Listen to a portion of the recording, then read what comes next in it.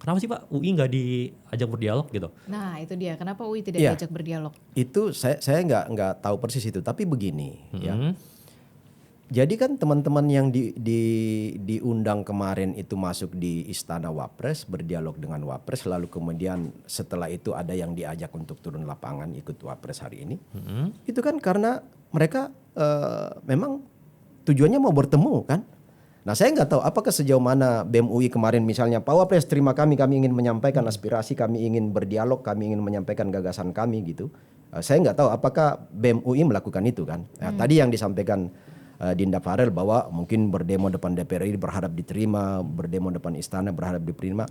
Memang kalau hal-hal yang sifatnya massal begitu ya, mungkin memang kita nggak tahu ya. Kadang juga ada pimpinan DPR yang mau turun tangan menerima, misalnya Pak Dasko ketika demo tahun lalu ya, demo tahun lalu itu kan dibukakan pintu, yang pimpinan DPR yang lain nggak mau, tapi Pak Dasko turun buka pintu untuk menerima, karena dia juga menyadari dirinya itu sebagai partai Gerindra yang connect dengan pemerintah. Jadi dia punya kepentingan yang baik untuk menerima aspirasi, mendengar lalu dia sampaikan ke pemerintah. Itu kita lihat dalam kacamata positifnya seperti itu.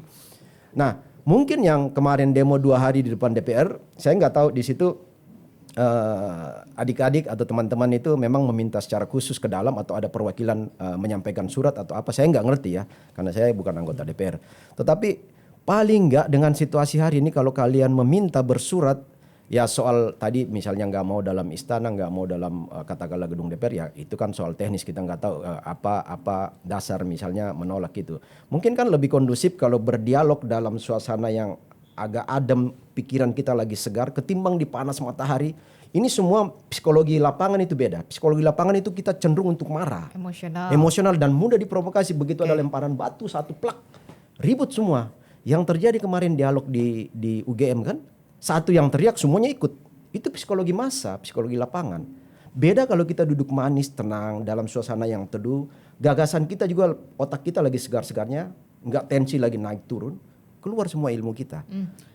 Nah maksud saya hal-hal teknis ini juga berpengaruh dalam bagaimana titik temu dalam sebuah dialog antara representasi pemerintah dengan adik-adik aktivis. Saya pikir ini masukan karena kita pernah mengalami hal yang sama. Oke, kita harapkan Begitu. juga Mas Gibran sebagai Wapres juga mau menerima BEM UI untuk bisa berdialog Kalau bersama. memang serius, mungkin kami bisa sebagai senior kalian, kita bisa membantu untuk tolong kemarin BEM yang belum terakomodasi pikiran-pikirannya nih Pak Wapres atau siapapun lah, atau menteri-menteri ya yang terkait misalnya MBG, kepala MBG, BGN. Jadi biar bisa duduk bareng di sana, ini bisa semuanya bisa sama-sama enak gitu ya, bisa Jangan sama-sama. ditutup pintunya. Ya. Nah, itu. Jangan dimatiin sepakat. kameranya. Saya sepakat dengan Dinda Farel ya.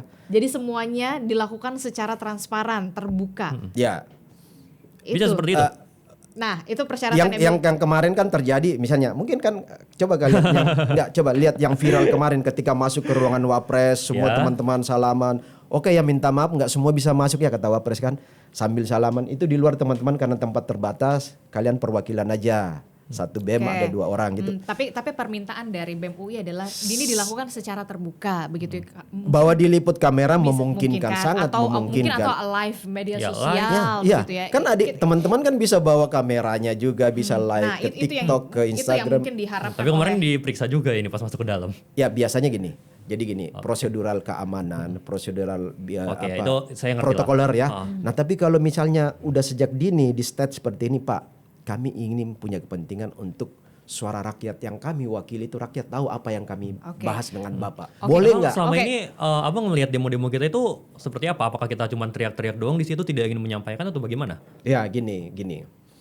Sebagian besar teman-teman mahasiswa itu pentolan-pentolan itu kita yakin punya kajian. Pentolan-pentolan aktivis ya, misalnya pengurus-pengurus BEM, ketua BEM atau semua pengurus-pengurus hariannya. Itu pasti karena gini, kita melakukan itu dulu. Nggak ada aksi lapangan yang tidak kita melalui rapat 4-5 kali kita rapat apa agendanya. Analisis kita ketika kita diterima apa yang kita sampaikan kan gitu semua. Ada tertulis semua, bahkan ada pernyataan tertulis yang sering kita bawa kan. Setiap saat kalau kita diwawancara ini kita punya nih. Tetapi sebagian adik-adik teman-teman mahasiswa itu kan biasanya hanya followers, supporting massa aja. Yang begitu diwawancara apa agenda kalian? Ya, saya kan ikut teman pimpinan saya. Dia nggak tahu apa yang ingin dialogkan gitu. Tapi saya yakin itu tidak akan terjadi dalam Universitas Indonesia. Ya artinya gini, yang saya maksud adalah memang butuh konsep gini. Mahasiswa itu adalah representasi kampus, representasi anak-anak terdidik. Di dalam kampus itu ada yang namanya kampus itu sebagai benteng demokrasi, agen of change, penentu dan pengarah peradaban. Republik ini akan baik kalau mahasiswanya semua baik, punya gagasan yang cerdas. Republik ini akan rusak kalau mahasiswanya semua anarkis. Yakin itu. Karena kita akan didik dalam satu kekerasan verbal maupun violence fisik ya. Nah, tapi kalau kalian menawarkan konsep, saya yakin juga pemerintah tidak akan tutup mata ya. Beda dengan zaman kami Soeharto, kita jangankan mau menyampaikan aspirasi, rapat aja kita nggak bisa. Oke.